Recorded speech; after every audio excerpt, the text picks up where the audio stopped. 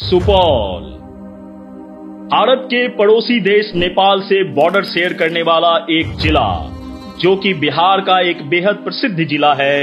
इसकी स्थापना 14 मार्च 1991 को हुई थी। सहरसा जिले से कटकर यह जिला बना जो आज बिहार के 38 जिलों में से एक है। सुपौल जिला वैदिक काल से ही मिथिलांचल का हिस्सा रहा है। महाभारत में इस क्षेत्र को मत्स्य क्षेत्र के रूप में संदर्भित किया गया है। दुनिया की दो सबसे पुरानी लोकतंत्र अर्थात अंगूटारन और अपाड निगम बौद्ध युग में इसी जगह अपने अस्तित्व में आई थी। प्रसिद्ध ऐतिहासिक और धार्मिक स्थान से सजा यह शहर आज देश के उन 250 सबसे पिछड़े जिलों में शामिल है जिसे पिछड़ा क्षेत्र अनुदान निधि कार्यक्रम के तहत धन प्राप्त हो रहा है। सुपौल मिथिला क्षेत्र का हिस्सा है। सुपौल जिले में एक विद्यालय है जिसकी स्थापना 1898 में दरभंगा महाराज ने अंग्रेजों के साथ मिलकर की थी। दरभंगा महाराज ने इस विद्यालय के लिए जमीन का अनुदान किया था। उस समय आईसीएस ऑफिसर एच.सी. विलियम्स जो आज के समकालीन आईएएस ऑफिसर होते हैं, उन्हीं के नाम पर विलियम्स हाई स्कूल का नाम रखा गया। देश को अंग्रेजों की गुलामी से मुक्त कराने में सुपौल के लालों ने भी बढ़ चढ़कर हिस्सा लिया। महज 16 वर्ष की उम्र में जगतपुर गांव के कुशेश्वर मलिक आजादी के दीवाने हो गए थे। कुशेश्वर मलिक का जन्म 1926 में जगतपुर में हुआ था। छोटे उम्र में ही माता पिता का देहांत हो जाने के कारण उनका बचपन बेहद कठिनाई में बीता। उन्होंने भारत मां को गुलामी की जंजीर से मुक्त कराने के लिए बेहद महत्वपूर्ण भूमिका निभाई। अगस्त 1942 में जब गांधी जी ने भारत छोड़ो आंदोलन की शुरुआत की, उस समय वो गणपतगंज हाई स्कूल में मैट्रिक की पढ़ाई कर रहे थे। वो मात्र 16 वर्ष की आयु में गांधी जी के आह्वान पर स्वतंत्रता संग्राम में कूद पड़े। युवा जोश में करेंगे या मरेंगे का नारा लगाते हुए उन्होंने क्षेत्र के अग्रणी स्वतंत्रता सेनानी अच्युतानंद झा, जयराम मिश्र और कुलानंद मलिक जैसे अपने कुछ अन्य साथियों के साथ सुपौल डाकघर पहुंच गए। वे वहां मौजूद लोगों को अंग्रेजी हुकूमत के खिलाफ भड़काकर स्वतंत्रता आंदोलन में शामिल होने के लिए प्रेरित कर रहे थे। इसके बाद वहां मौजूद भीड़ के साथ डाकघर के अंग्रेज पृष्ठपोषक अधिकारी के समक्ष विरोध प्रदर्शन किया। मलिक अपने क्रांतिकारी साथियों के साथ वहां तोड़फोड़ कर रहे थे। उन्होंने डाकघर में सरकारी दस्तावेज को तहस नहस कर दिया। इसके बाद अंग्रेजी सिपाही उनके पीछे लग गए, लेकिन वह अपने 2 अन्य क्रांतिकारी साथियों के साथ फरहा घाट के जंगल में छुप गए। 3 दिनों तक बिना कुछ खाए जंगल में भटकते रहने के बाद जब वे और उनके साथी फरहा जंगल से निकलने का प्रयास कर रहे थे, तभी पुलिस ने उन्हें और उनके दोनों साथियों को गिरफ्तार कर लिया। अगले दिन वहां के स्थानीय समाचार पत्रों में छपा कि जंगल के 3 शेर पकड़े गए। गिरफ्तारी के बाद कुशेश्वर मलिक को बक्सर ले जाया गया। उनके ऊपर देशद्रोह का और राष्ट्रीय संपत्ति को नुकसान पहुंचाने का आरोप लगाकर भागलपुर सेंट्रल जेल भेज दिया गया। लगभग 3 वर्षों तक जेल में रहने के बाद 1945 में उन्हें जेल से रिहा किया गया।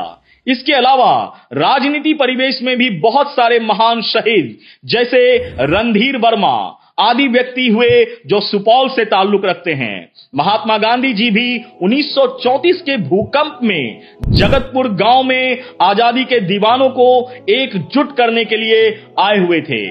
नेपाल की एक ऐतिहासिक शहर राजबिराज, जहां 8वीं शताब्दी का प्रसिद्ध राजदेवी मंदिर है और यह छिन्न मस्तिका शक्तिपीठ के करीब है, इसमें सुपौल की संस्कृति की झलक देखने को मिलती है। यह कुनौली सीमा से कुछ ही दूरी पर स्थित है। सुपौल में स्थित विष्णु मंदिर दक्षिण भारतीय वास्तुकला पर आधारित है, जो भगवान विष्णु को समर्पित मंदिर है। यह जिले का एक प्रमुख पर्यटन स्थल बन गया है। यह क्षेत्र की मिथिला संस्कृति में दक्षिण भारतीय सार को जोड़ता है। यह मंदिर राष्ट्रीय राजमार्ग 106 पर स्थित है। प्रमुख शिव मंदिरों में से एक बाबा कपिलेश्वर महादेव का मंदिर गढ़ बरुआरी में स्थित है। कपिलेश्वर महादेव मंदिर में भक्तों के बीच विशेष महिमा देखने को मिलती है। गढ़बरुआरी निवासी पंडित कृष्णदेव झा द्वारा लिखित पुस्तक में मंदिर की स्थापना की तिथि 1024 ईसा पूर्व बताई जाती है। पंडित कृष्णदेव झा ने मंदिर की स्थापना तिथि के संबंध में अपना तर्क यहाँ मिले अवशेषों को आधार बनाकर किया है।